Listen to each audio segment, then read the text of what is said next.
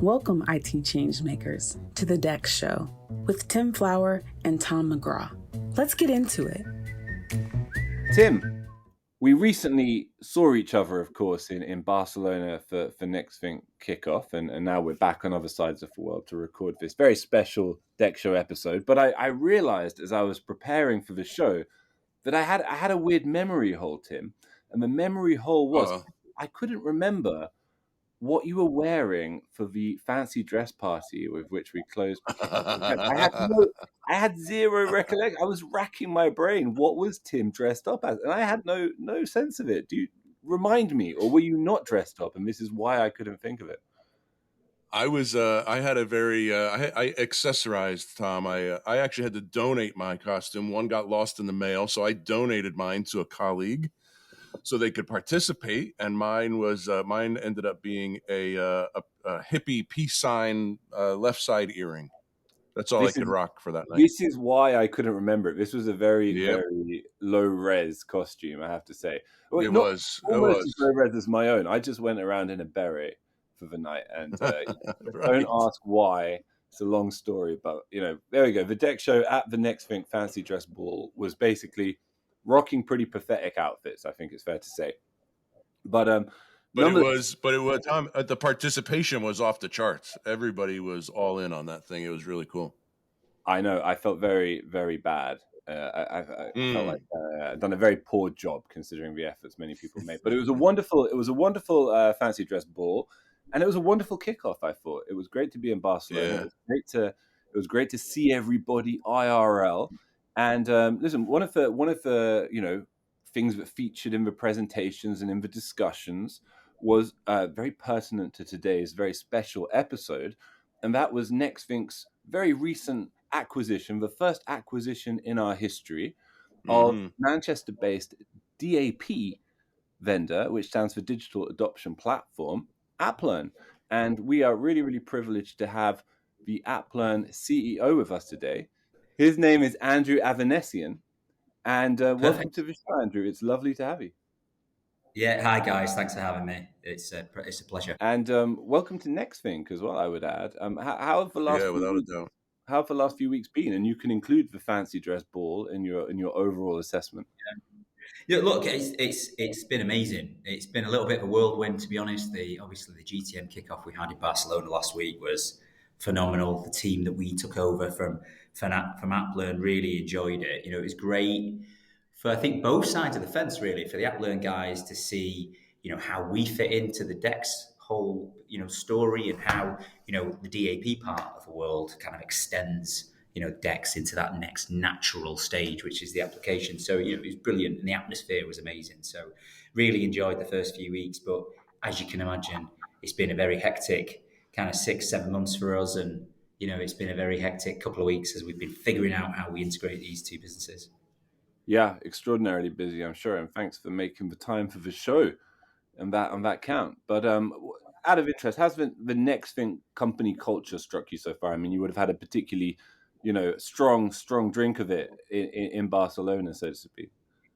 Yeah, sure. So look, one of the things that I would say is that both AppLearn and Nexthink are very aligned on a number of different levels. On a visionary level, ultimately the problem we're trying to solve is the same thing, but from different lenses. From a cultural perspective, super similar. We had at AppLearn this acronym AMAZE, which stood for, all for all. So we win and lose as a team. We've got a culture of we, not me, make it happen. So we've always had this kind of mantra of almost boxing above our weight and being having that David and Goliath challenge of, against much bigger, better funded businesses. Then we've got always learning. So the idea behind that was that, we're defining a space, we're building a space. We don't have all the answers. And, sometimes we've got, fail fast and learn from failure. Zealous approach was what the Z stood for, and that was all about having the passion. People could feel and sense the passion when we were working with them, that we not only wanted to sell them a piece of software, but ultimately deliver them a solution. I always used to say this, and I still do, I suppose. No one buys software. What they buy is a solution to a problem. And that's what we delivered to our customers, was that outcome. And then ego at the door was what the E stood for, which was, look, no one's got a monopoly on good ideas. Just because I'm the CEO or just because someone's SVP of X, Y, and Z doesn't mean, doesn't make them right. It's often the case that somebody closer to the problem has the answer. So that cultural set of values, aligns very well with the Nexthink world. And, it felt like, on day one almost of that kickoff, felt like we were all one big family. So, it's super, super smooth, I suppose, if you look at it like that. Nice. It's a cool acronym. And before we go into a little more detail into AppLearn and the acquisition and what it means for our sort of respective technologies going forward and for DEX at large, would love to know something more about yourself, Andrew. I mean, I have to say, but I sort of assumed that a vendor like AppLearn wouldn't necessarily have a local CEO. But as soon as I heard you on the stage, I was like, you're a Mancunian, right? Is that right? You're born and bred there? Or? Yes, yeah, I have been to other places in the world. So I believe you. It's okay. So obviously you can tell by my accent, Manchester born and bred individual, but I suppose I started my career in deep technical roles. So I did a computer science degree. For the first portion of my career, it was in deep architecture, network design roles, designing complex Microsoft infrastructure solutions, networking solutions, all that kind of good stuff. But kind of I really moved into customer-facing positions when I kind of moved into sales engineering roles, really, pre-sales roles, sales engineering roles, and that intersection between, understanding the customer's problem and delivering a solution for them was really what excited me, and that led me into various different tech positions. And prior to AppLearn, I grew a cybersecurity business based out of Manchester called Avecto that we scaled to 350 people. We had offices in Boston in the US, we had an office in Frankfurt, we had an office in Melbourne, we had an office in the Nordics. And then we had about 1,000 customers, and we exited that business for a couple of $100 million. And then, post leaving there, joined AppLearn to help them transition from a family-run services business, delivering digital transformation advisory services to enterprise customers in the HR space, and pivot this company, into a product-led software business.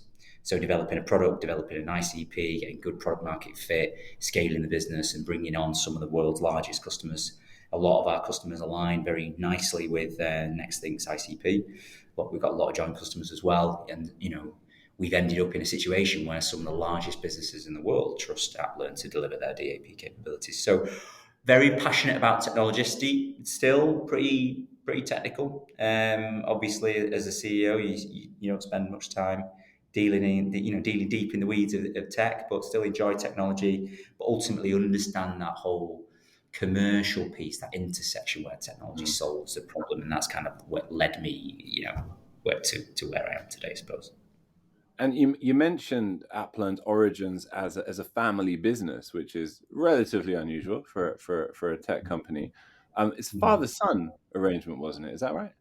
Yeah, it was. Yeah, credit to those guys. They had a great idea, but had no experience in scaling the tech business, right? So, what I don't profess to be is an entrepreneurial ideas person that wakes up at 3:00 in the morning with 10 ideas, and then goes off and sets up 10 companies.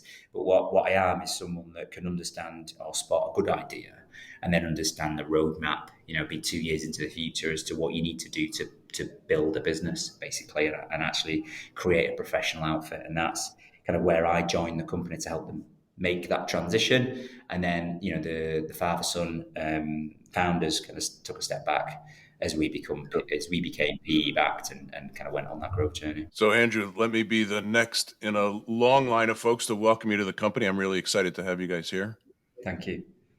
It's as an IT guy, I love the prospect of, like you said, going a little bit deeper into the application side. I've lived kind of both sides of the equation, both adopting new software as an employee. So I know the struggles there in learning something new, as well as being an IT individual who brings software in and struggles with getting people to adopt it. So one of the best ways that I've found to help people understand what a product actually does is to wrap a story around it. What's your go-to example or particular use case about what the AppLearn technology can do? Yeah, so there's an analogy that I always like to use, which is we are the Google Maps for enterprise software. So we direct people on their journey through complex business applications. Imagine you've got a complex app like a Workday or a Salesforce or an ERP system, and there'll be cyclical processes, there'll be year-end processes in finance applications. The whole benefit and the strength and weakness of SaaS applications, is that they change really frequently. So you end up in a situation where UI changes and new features get added, people need to be retrained.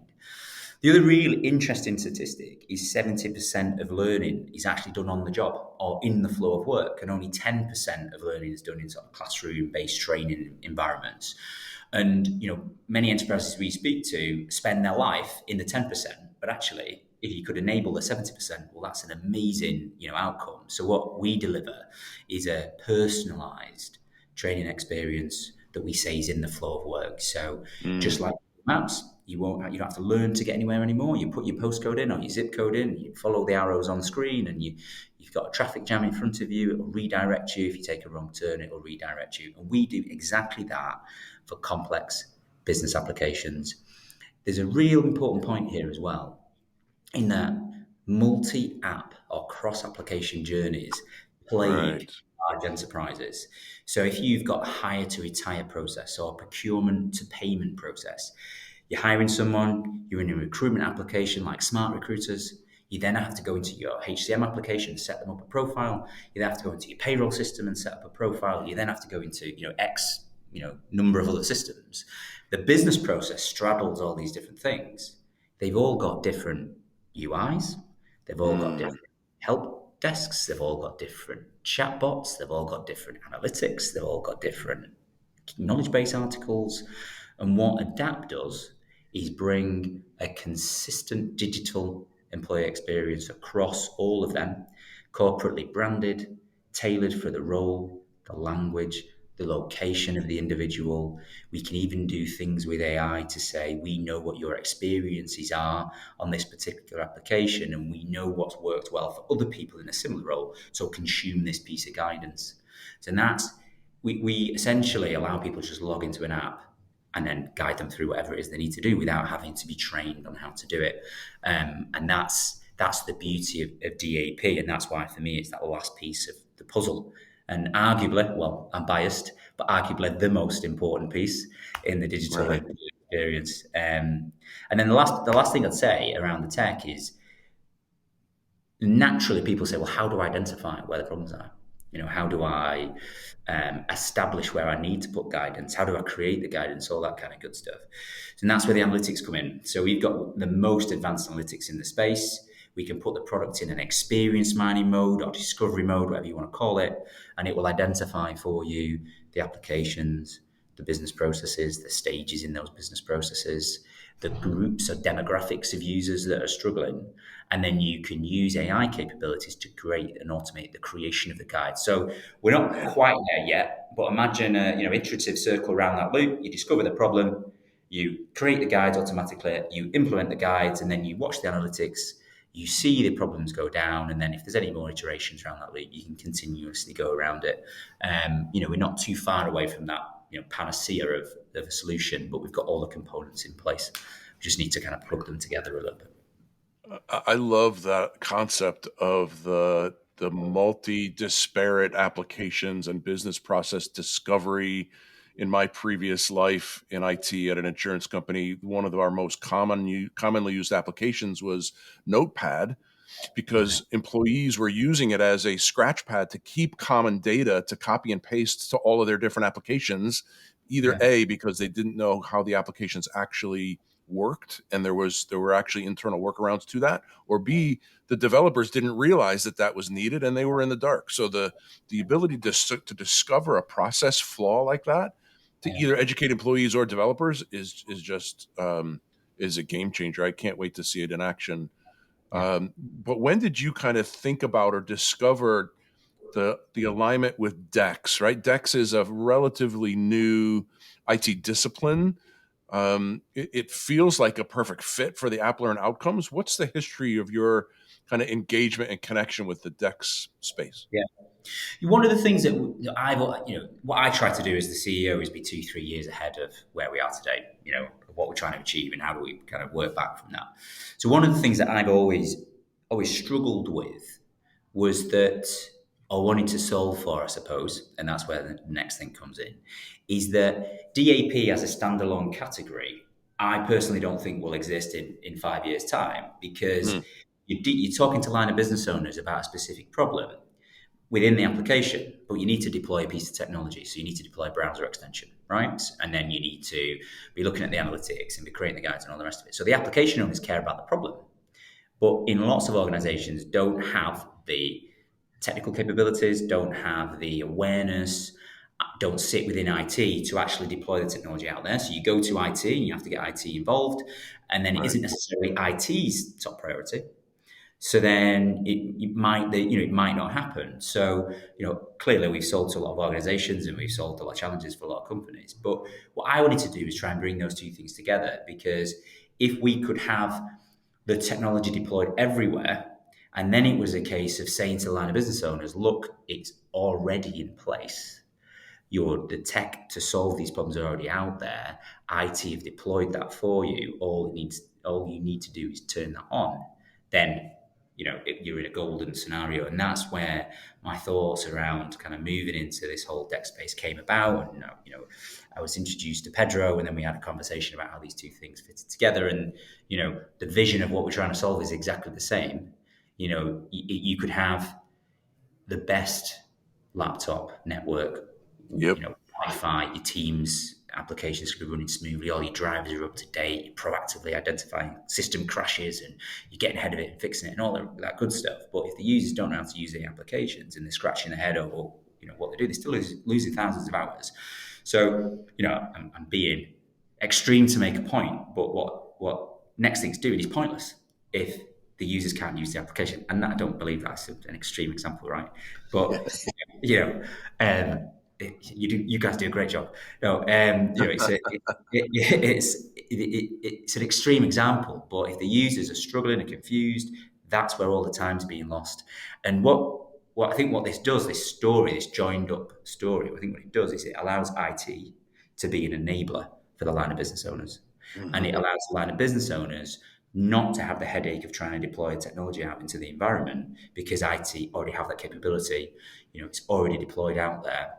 And the two fit nicely together. And then from a Nexthink AppLearn perspective, it allows the conversation to be strategic across the organization, because you're not only talking to IT, you're talking to line of business owners. And then what happens is Nexthink becomes this strategic part of the organization, which covers end to end everything digital in the environment. And I think that's super powerful. I couldn't agree more. Where do you see, you talked a little bit about the future of that particular market in the next 5 years. Do you see this as kind of integrating as a natural part of DEX, that eventually it kind of becomes that must-have capability, especially for large, complicated enterprises? Or is it a required extension of it that you add on at a later time? Where do you see it? We talk a lot about proactive IT in terms of a journey, and you map out that journey a lot like that GPS. You need to know where you are and where you're going and map your course. Do you see it where do you see it fitting along that journey? I think, and we're happy to be proven wrong, but I think that DAP becomes almost a table stakes requirement in the DEX space. I think, when you look at Nexthink's competitors, if you don't have that capability, I think, they'll really struggle. I think the DAP market itself will get, if you drew a Venn diagram, there's two circles overlapping. I think you've got DEX players moving into the DAP space, maybe acquiring some of the other DAP players. You've got DAP players being acquired by learning and development platforms as well, like L&D teams. I think there'll be a little bit of overlap there. And then I think some of the larger DAP players will probably think, well, what do we do now? Do we move into the DEX, space? That's the kind of way I sort of see it planning out. But for me, the product over the next 12 months is going to be integrated into Infinity. It's going to be, where you've got application experience. It's going to be an extension, I think, of application experience. It's great from a single pane of glass perspective because everything's in one place. And you can do things like delegate visibility to line of business owners over specific application experiences and IT key parts of the report and all that kind of good stuff. But, for me, I think it gets integrated into the Infinity platform, and then DAP just becomes part of the capabilities of the DEX suite. I really don't see DAP existing as a standalone market on its own. I think it'll be swallowed up by DEX. There's always point solutions for niche scenarios, and there'll be some small players. I don't think it'll be a big space in the future because I think it'll get consumed by adjacent spaces. So you obviously are drinking through the fire hose around the Nexthink capabilities, what we do, how we do it. As you start to see things like engagement with employees and process workflows and the future of AI that we're going to be bringing to the market, what excites you about how those capabilities augment and make this product even better? What excites you about the integration? Yeah, so I've always had I was actually talking to Pedro when he was in Manchester about this. I've always had a vision of being a self-healing, fully autonomous platform. So the analytics identify the problem, AI builds the guides, automates the creation and implementation of those guides, and then all you're doing is asking the line of business owners or the user, are you happy? And then we use that data, and we use the data from how they interact with the guide, how they interact with the application, where they've entered the wrong data in a particular field and where it's needed to be corrected. We've got field validation and things like that. So we collect all that information and then we tweak and tune and refine those guides. So with your solution Flow, where you're actually automating, remediation of things within the IT world, that's the way those capabilities I see kind of it hand in hand with the DAP capabilities around the creation and continual improvement of the guidance within an application in exactly the same way Google Maps is real time in terms of those traffic and things like that. And that's the way I see the two things kind of plugging together. I mean, neither of us are there yet, right? But that's where I want it to go. And it's that point I made before. Nobody wakes up in the morning to buy software. They wake up in the morning to solve a problem. So I always talk about this big green easy button. If you can just turn something on, it finds a problem, fixes it. Well, then that's golden, and it's super easy for people. If people think it's hard to deploy your technology or our technology, then you're going to have some barriers there. Cool. And it's going to be really exciting to see how the dynamic between the two technologies develops. Interested though, Andrew, you mentioned your early conversations with Pedro. What's the inside baseball on this sort of acquisition, on this merger? How long have conversations been going on? How do they start out? And where do you think that natural respect and understanding between the two organizations comes from? Too long. I used to look like the picture they showed at the go-to-market kickoff on the slides from 10 years ago before we started this conversation. I think they've been plus 12 months. I mean, off and on for, maybe 15 months or something. But they really started to heat up in the second half of 23. So, sometime 23 through to December is when they really started to heat up. These things always take twice as long and cost twice as much as people envisage at the start. I've been through I think 4 acquisitions now, and they do take their toll on you. But look, it's been a long time in the making because you need to get these things right, and I think we got there in the end. Absolutely did. And looking ahead now to the rest of the year, say, what excites you about it from this perspective? What milestones do you hope to see passed and achieved over the next 12 months or so? Big number one priority over the next 12 months is getting the products integrated. That's super important. I really want to see the vision that AppLearn had in the Infinity platform. I want to see that come to life. I'm passionate about and proud of what the team at AppLearn's built, actually, and I want to see it come to life. So that's the top priority from a dev point of view. From an operating go-to-market perspective, we're going to operate standalone for probably the next 3 quarters, maybe till Q4 this year, maybe to the end of the year in terms of selling AppLearn standalone as it exists today. And then, as Pedro was saying in his fireside chat, probably once we've got the product integrated, then we'll cross-pollinate the knowledge around DAP, the ability to sell DAP to the broader, Nexthink sales team, go-to-market teams. And then maybe 1st of January 25, the AppLearn brand will be retired, but it will be labelled as a Nexthink company from now forwards. If we get there sooner, I'd love to get there tomorrow. It's not going to happen. But if we get there sooner, if in end of Q2 we can deliver something, end of Q3 we can deliver something, then let's retire the AppLearn brand. Then let's join the go-to-market teams together. Let's cross-pollinate that knowledge. But you can sometimes. You need to go slow to go fast. And I think if we try and do all that on day one, we'll end up in a situation where everything's confused and a mess. So the focus is get the products integrated, operate standalone for a period of time. If we can shorten that from 12 months, brilliant. If we can't, then at least we've got a line in the sand that we're aiming for. So that's how I see it panning out. And I think that's broadly how Pedro sees it panning out. But you have to keep reassessing these things month on month on month to see if you need to course correct. Yeah, fascinating. I mean, it's so exciting to see Nexthink and AppLearn basically expanding this category of DEX. Yeah. And it's going to be amazing to see how things stand in a year from now.